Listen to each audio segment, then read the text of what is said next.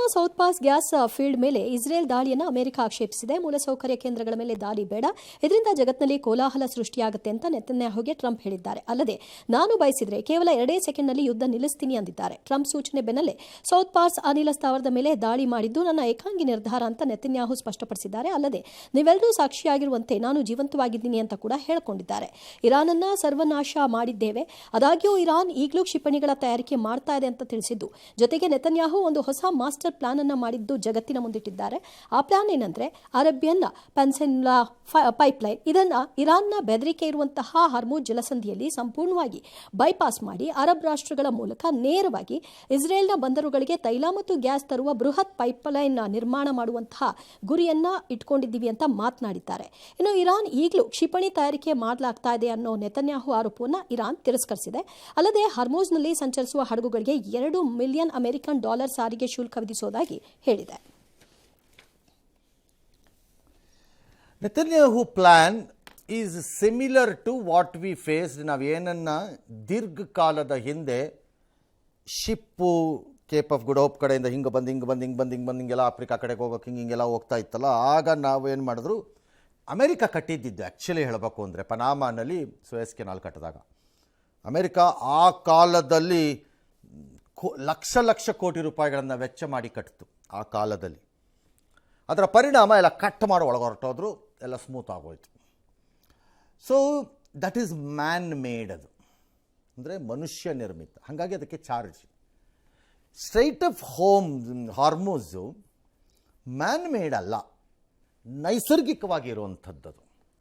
ಅದಕ್ಕೆ ಚಾರ್ಜನ್ನು 2 ಮಿಲಿಯನ್ ಹಾಕ್ತೀನಿ ಅಂತ ಇರಾನ್ ಹೇಳಿಬಿಟ್ರೆ ಕೇಳಿಕೊಂಡು ಕೂತ್ಕೊಳ್ಳೋಕ್ಕೆ ಇಲ್ಲಿ ಯಾವನೂ ಕಳ್ಳೆಕಾಯಿ ಬೀಜ ತಿಂತಾ ಇಲ್ಲ. Number 1. Number 2, $2 million per ship. I am sure it depends on the capacity of the container ಮೇಲೆ ಹೋಗುತ್ತೆ ಅಂತ ಕಾಣುತ್ತೆ. ಶಿಪ್ಪಲ್ಲಿ 40,000 ಕ್ಯಾರಿ ಮಾಡ್ತಿದ್ದವನಿಗಿಷ್ಟು, 80,000 ಕ್ಯಾರಿ ಮಾಡ್ತಿದ್ದವನಿಗಿಷ್ಟು ಅಂತ ಏನೋ ಮಾಡೋಕ್ಕೆ ಹೋಗ್ತಾರವರು. ಅದು ವರ್ಕ್ ಆಗಲ್ಲ ಮತ್ತು ಕೊಡಲ್ಲ. ಕೊಟ್ಟರೆ the cost of the gas or the oil will again rise. Number 1. Number 2, alternate ರೂಟ್ಸಲ್ಲಿ ತರೋದಾದರೆ ಆ ದುಡ್ಡೇ ಸಾಕಾಗಿ ಬರ್ಬೋದು, ಇವ್ರು ಕೊಟ್ಬಿಟ್ಟೇ ಬರಬೇಕಾಗಿಲ್ಲ ಆಗ. 3ನೇದು, ಸ್ಟ್ರೈಟ್ ಆಫ್ ಹಾರ್ಮುಜು ಇರಾನ್ ಮನೆ, ಅವ್ರ ಅಪ್ಪನ ಮನೆ ಆಸ್ತಿ ಅಲ್ಲ ಅದು. This is why Iran should not win ಅನ್ನೋದು ನಾನು ಯಾವಾಗಲೂ. ಅಮೇರಿಕದಂಥ ಕೋತಿ ಕೆಲಸಗಳನ್ನು ಮಾಡ್ತಿರೋ ದೇಶಕ್ಕೆ ಕೊನೆಯೇ ಇಲ್ಲ. I accept it, but Iran ಅಂತ ಮತಾಂಧ ದೇಶಕ್ಕೆ ಜಾಗ ಕೊಡ್ಕೊಡ್ದು ಅಂತ ನಾನು ಇದಕ್ಕೆ ಹೇಳೋದು ಯಾವಾಗಲೂ. ಇದು ಬಂದಾಗ ಹೇಗೆ ಸಾಧ್ಯ? ಅವ್ರ ತಾತನ ಮನೆ ಆಸ್ತಿನ ಅದು ಅಲ್ಲ. ಲೈಕ್ ಚೈನಾ, ಸೌತ್ ಚೈನಾ ಎಲ್ಲ ನಂದೇ, ಚೈನಾ ಸಿ ಎಲ್ಲ ನಂದೇ ಅಂತ ಅಂದಂಗೆ ಅದು ಹಂಗಾಗಲ್ಲ. It's international waterway. ಅದರ ಮೇಲೆ ಕತಾರ್ಗೂ ಹಕ್ಕಿದೆ, ಈ ಕಡೆಯಿಂದ ಒಮಾನ್ಗೂ ಹಕ್ಕಿದೆ, ಆ ಕಡೆಯಿಂದ ಕುವೈಟ್ಗೂ ಒಂಚೂರಾದರೂ ಹಕ್ಕಿದೆ, ಎಲ್ಲರಿಗೂ ಹಕ್ಕಿದೆ. ಏನು ಇರಾನ್ ಅದವ್ರ ಅಪ್ಪನ ಮನೆ ತಾತನ ಮನೆ ಆಸ್ತಿ ಅಲ್ಲ, ಕಮೇನಿತಿ ಆಸ್ತಿ ಅಲ್ಲ ಅದು. ಹಾಗಾಗಿ ಇಟ್ ವಿಲ್ ನಾಟ್ ಬಿ ಅಷ್ಟು ಸುಲಭ ಅಲ್ಲ ಅದನ್ನು ಜಾರಿಗೆ ತರೋದು. Number 1. Number 2, Netanyahu plan is to bring ಆಯಿಲನ್ನು ಇಸ್ರೇಲ್ಗೆ ತರೋಕ್ಕೆ ಈ ಪ್ರಪಂಚದಲ್ಲಿ ಯಾವನೂ ತಕಪಕ ಅಂತ ತುದಿಗಾಲಲ್ಲಿ ಕುಣಿತಾ ಇಲ್ಲ ಇಲ್ಲಿ ಯಾವನೂ. ಇಫ್ ದಟ್ ಕ್ಯಾನ್ ಸಾಲ್ವ್ ಅದರ್ ಬೇರೆ ದೇಶಗಳಿಗೂ ಬರುತ್ತೆ ಅನ್ನೋದಾದರೆ ಕತೆ ಬೇರೆ, ಅದು ಬೇರೆ ವಿಚಾರ ಅದು. ಬಟ್ ಅದಷ್ಟು ಈಸಿ ಅಲ್ಲ ಅದು. ನಾಳೆ ಬೆಳಗ್ಗೆ ಪೈಪ್ಲೈನ್ ಹಾಕೋಕ್ಕಾಗಲ್ಲ. ನಾಳೆ ಬೆಳಗ್ಗೆ ನೀವು ತೋಡಬಿಟ್ಟು ಹಾಕೋಕ್ಕೆ ಅದೇನದು ಇದು BWSSBನವ್ರು 1 ಕಿಲೋಮೀಟ್ರದ್ದು ವಾಟರ್ ಪೈಪ್ಲೈನ್ ಹಾಕೋಕ್ಕೇ ಕರ್ನಾಟಕದ ಸ್ಟ್ಯಾಂಡರ್ಡ್ ಪ್ರಕಾರದಲ್ಲಿ 2 ವರ್ಷ ತಗೋತಾರೆ. ಆಗದು ಬಿಸಾಕ್ಬಿಟ್ಟು 3 ಜನ ಸಾಯಬೇಕು, 4 ಜನ ರಕ್ತ ಕರ್ಕೋಬೇಕು, 2 ಜನ ಕಾಲು ಮುರ್ಕೋಬೇಕು, 3 ಜನದ್ದು ಬುರುಡೆ ಹೊಡೆದೋಗ್ಬೇಕು, ಎಲ್ಲ ಆದಮೇಲೆ ಕ್ಲೀನಾಗಿ ಹಾಕಿ ರೋಡ್ ಮಾಡಬೇಕು ಅವರು. ಇದೇನು ಪುಕಟೆನಾ? ಏನಪ್ಪ ಆಯಿಲ್ ತರೋದಕ್ಕೆ? It has to go into the bed of the sea. ಅಷ್ಟು ಈಸಿ ಅಲ್ಲ ಅದು. ಹಾಗಾಗಿ ಅದು ವರ್ಕೌಟ್ ಆಗೋವಂಥ ಕತೆ ಅಲ್ಲ. ಸೊ ಮುಂದಕ್ಕೆ ಹೋಗೋಣ. ಈಗ ಇಸ್ರೇಲ್ ಜೊತೆ ಮಾಡಿ ಇರಾನ್ ವಿರುದ್ಧದ ದಾಳಿಯನ್ನು ಈಗ ಟ್ರಂಪ್ ತೀವ್ರಗೊಳಿಸ್ಕೋತಾ ಇದ್ದಾರೆ. ಖಮೇನಿಯನ್ನು ಬೇಟೆ ಆಡಿದ್ರೂ ನೋಡಿ, ಕೊಲ್ಲಿ ರಾಷ್ಟ್ರಗಳಲ್ಲಿ ನಾಳೆ ಕೆಲವು ಕಡೆ, ಇವತ್ತು ಕೆಲವು ಕಡೆ ನಾಳೆ, ರಂಜಾನ್ನಲ್ಲಿ ಹೊರಗಡೆ ಬಂದು ಬಹಿರಂಗವಾಗಿ ಪ್ರದೇಶಗಳಲ್ಲಿ, ಅಂದರೆ ನಮ್ಮಲ್ಲೆಲ್ಲ ರೋಡಲ್ಲಿ ಕೂತ್ಕೊಳ್ಳೋದು ಅಥವಾ ಎಲ್ಲ ಗ್ರೌಂಡಲ್ಲಿ ಕೂತ್ಕೊಳ್ಳೋದು ಎಲ್ಲ ಮಾಡ್ತಾರಲ್ಲ, ಅದನ್ನು ಮಾಡಬೇಡಿ ಅಂತ ವಾರ್ನ್ ಮಾಡಿದ್ದಾರೆ. ಎಂಥ ಪರಿಸ್ಥಿತಿ ನೋಡಿ, ಎಂಥ ಸ್ಥಿತಿ. ಆಲ್ ರೈಟ್, ಇಸ್ರೇಲ್ ಜೊತೆಗೂಡಿ ದಾಳಿ ಈಗ ತೀವ್ರ ಆಗಿದೆ. ಇರಾನ್ ಕೂಡ ಸುಮ್ಮನೆ ಕೂತ್ಕೋತಾ ಇಲ್ಲ, ಹೊಡಿತಾನೆ ಇದ್ದಾರೆ ಅವರು ತಿರುಗಿಸ್ಕೊಂಡು. ಅಮೆರಿಕ ಹೆಚ್ಚು ಕಡಿಮೆ ಇರಾನ್ನ ಲೀಡರ್ಶಿಪ್ ಅಂದರೆ ನಾಯಕತ್ವದ ಮೇಲಿಂದ ಕೆಳಕ್ಕೆ ಏಣಿನ ಬುಡನೇ ಕತ್ತರಿಸ್ಬಿಟ್ಟಿದೆ. ಏಣಿನ ಆದರೂ ಹೊಸಬ್ರು ಹುಟ್ಕೊಂಡಿದ್ದಾರೆ ಒಂದು 3 ಜನ 4 ಜನ. ಹಂಗಾಗಿ ಅಮೇರಿಕಾ ಈಗ ಅವರೆಲ್ಲರಿಗೂ ತಲೆಗೆ ಬೆಲೆ ಕಟ್ಟಿದೆ, ಒಂದು 80 ಕೋಟಿ ಚಿಲ್ಡ್ರನ್. ಯಾರಪ್ಪ ಇದು, ಏನು ಇಸ್ರೇಲ್ಗೆ ಗೊತ್ತಾದರೆ ಫ್ರೀ ಹೊಡಿತಾರೆ ಬಿಡಿ, ಅವ್ರಿಗೇನು ಅದೇನು ತೊಂದರೆ ಇಲ್ಲ ಇದ್ದಂಗಿದೆ. ಸರಿ, ಈ ಮಧ್ಯೆ ಕಾರ್ಗ್ ದ್ವೀಪವನ್ನು ಮತ್ತು ಹಾರ್ಮೋಸ್ ಜಲಸಂಧಿಯನ್ನು ತನ್ನ ವಶಕ್ಕೆ ತೆಗೆದುಕೊಳ್ಳೋದಕ್ಕೆ ಅಮೆರಿಕ ಟ್ರೈ ಮಾಡ್ತಾ ಇದ್ದಾರೆ ತನ್ನ ಸೈನಿಕರನ್ನ ನಿಯೋಜಿಸುವ ಮೂಲಕ ಅಂತ ಒಂದು ವರದಿ ಬರ್ತಾ ಇದೆ. ಈಗೇನು ಅದಷ್ಟು ಈಸಿ ಅಲ್ಲ ಅಂತ ಕೆಲವರ ವಾದ ಇದ್ದಂಗಿದೆ. ನಾನು ಆಗಲ್ಲ ಅಂತ ಹೇಳಲ್ಲ, ಈಸಿ ಅಲ್ಲ ಅಂತ ಹೇಳ್ತೀನಿ. ಬೂಟ್ ಆನ್ ಗ್ರೌಂಡ್ಸ್ ಅಂತ ಕರೀತಾರೆ ಇದನ್ನು, ಅಂದರೆ BOG. ಬೂಟ್ ಆನ್ ಗ್ರೌಂಡ್ಸ್ ಅಂದರೆ ಈಗ ಇರಾನ್ ಒಳಕ್ಕೆ ಅಮೆರಿಕದ ಸೈನಿಕರು ಹೋಗಿ ಇಳಿಯುವುದು, ಅಂದರೆ ಭೂಪದಳದ ಸೈನ್ಯದ ಕಾರ್ಯಾಚರಣೆ, ಆರ್ಮಿ ಕಾರ್ಯಾಚರಣೆ ಪ್ರಾರಂಭ ಅಂತ ಅರ್ಥ. That is not easy but extremely effective. ಅದು ನನ್ನ ಲೆಕ್ಕಾಚಾರದಲ್ಲಿ ಈ ವಾಯು ಮತ್ತು ಜಲಮಾರ್ಗಗಳ ಮೂಲಕ ಏನು ನಡೀತಾ ಇದೆ ದಾಳಿ ಇರಾನ್ ಮೇಲೆ, ಅದು ಸಾಧ್ಯನೇ ಇಲ್ಲ ಎಂಡ್ ಆಗೋಕ್ಕೆ unless N army intervention operation starts ಅಂತ. ಲಿಮಿಟೆಡ್ ಇರಬಹುದು, ಭಾಳ ಸೀಮಿತವಾಗಿ ಇರಬಹುದು, ಬಟ್ ಸೀಮಿತವಾಗಿ ಅದಾಗದೇ ಇದ್ದರೆ ನನ್ನ ಪ್ರಕಾರ ಕಂಟ್ರೋಲಿಗೆ ಬರಲಿಕ್ಕಿಲ್ಲ ಅನ್ಸತ್ತಿದು ಈ ಯುದ್ಧ. ಗೊತ್ತಿಲ್ಲ ಅವ್ರು ಏನು ಪ್ಲ್ಯಾನ್ ಮಾಡ್ತಾ ಇದ್ದಾರೋ ಏನೋ. ಸೊ ಸೈನಿಕರನ್ನು ನಿಯೋಜಿಸ್ತಾರೆ ಅಂತ ಹೇಳ್ತಿದ್ದಾರೆ, ಇನ್ನೊಂದು ಯುದ್ಧ ವಿಮಾನ ವಾಹಕ ನೌಕೆಯನ್ನು ಹಾಕ್ತಾರೆ ಅಂತ ಹೇಳ್ತಿದ್ದಾರೆ. ಕಾರ್ಗನ್ನು ವಶಪಡಿಸ್ಕೊಂಡ್ರೆ ಇರಾನ್ಗೆ ಪಾಠ ಕಲಿಸ್ಬೋದು ಅನ್ನೋದು ಅಮೇರಿಕದ ಲೆಕ್ಕಾಚಾರ. ಬಿಕಾಸ್ ಕಾರ್ಗ್ ಐಲ್ಯಾಂಡು ಭಾಳ ದೂರ ಇಲ್ಲ, ಒಂದು 45-60 ಕಿಲೋಮೀಟ್ರ್ ದೂರ ಇರಬೇಕು ಮೈನ್ಲ್ಯಾಂಡು, ಅಂದರೆ ಮೂಲ ಭೂಮಿ ಇರಾನ್ನಿಂದ ಆ ದ್ವೀಪ. ಅಲ್ಲಿಗೆ ಅದು ಪೈಪ್ಲೈನ್ಗಳನ್ನು ಹಾಕ್ಕೊಂಡಿದೆ, ಸ್ಟೋರೇಜ್ ಕೆಪಾಸಿಟಿ ಮಾಡ್ಕೊಂಡಿದ್ದಾರೆ. ಲೋಡಿಂಗ್ ಆಪರೇಷನ್ಸ್ನ ಅಲ್ಲಿಂದನೇ ಮಾಡೋದು ಅವ್ರ ಮೆಜಾರಿಟಿನ. ಅದನ್ನು ವಶಪಡಿಸ್ಕೊಂಡ್ರೆ ಅವ್ರಿಗೆ ಬೆಳತು ಏಟು. ಅದೇ ನೆತನ್ಯಾಹು ಮಾಡ್ದಂಗೆ ಮಂಡಿ ಮುರಿಯೋಣ ಇವ್ರದ್ದು ಅಂತ ಪ್ಲ್ಯಾನ್ ಇದ್ದಂಗಿದೆ. ಗೊತ್ತಿಲ್ಲ ವರ್ಕ್ ಆಗುತ್ತೋ ಏನೋ, we have no idea. But danger zone ಎಲ್ಲಿದೆ ಅಂತ ಹೇಳ್ತೀನಿ ಈ ಯುದ್ಧದ್ದು. ಇಲ್ಲಿಯವರೆಗೆ ಈ ಯುದ್ಧ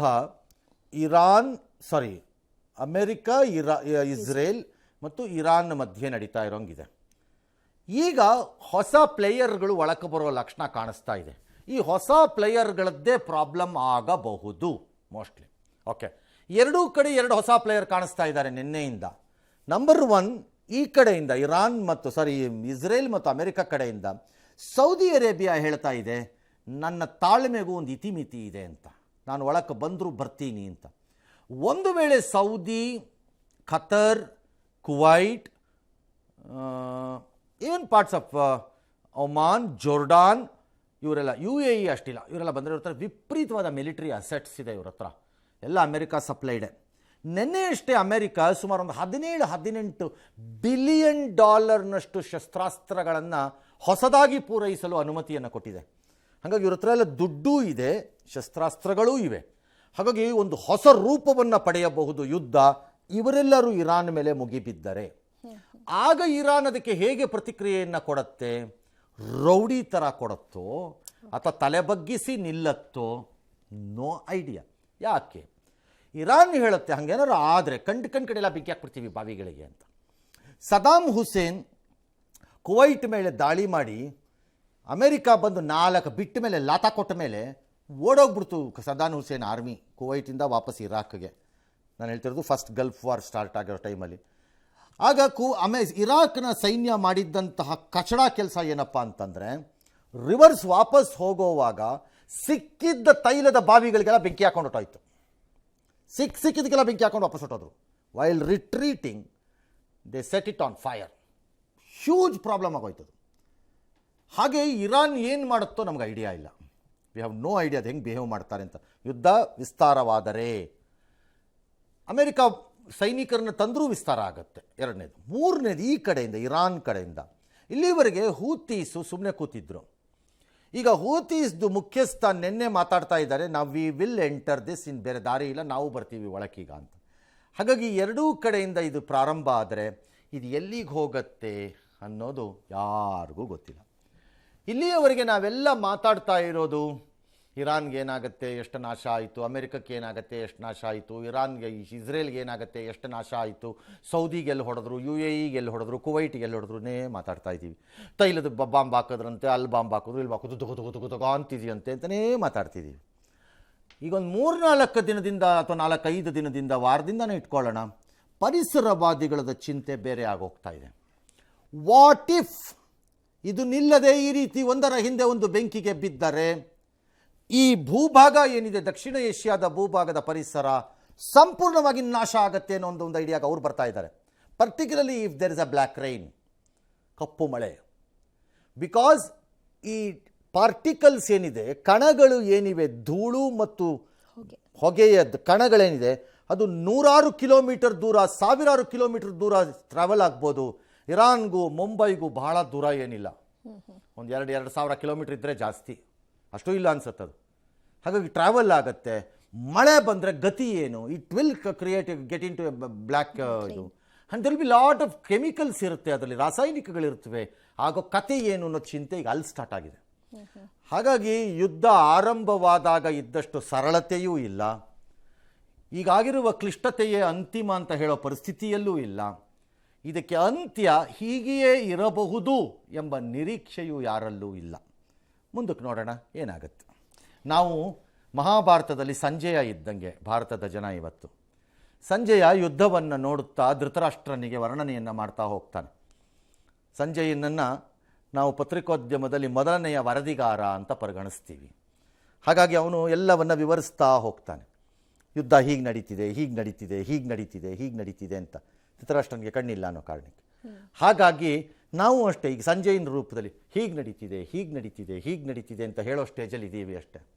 ನಮ್ಮ ಕೈಲಿ ಏನಿಲ್ಲ, ನಡೆದಿದ್ದು ನಡೀಬೇಕು. ಎಸ್.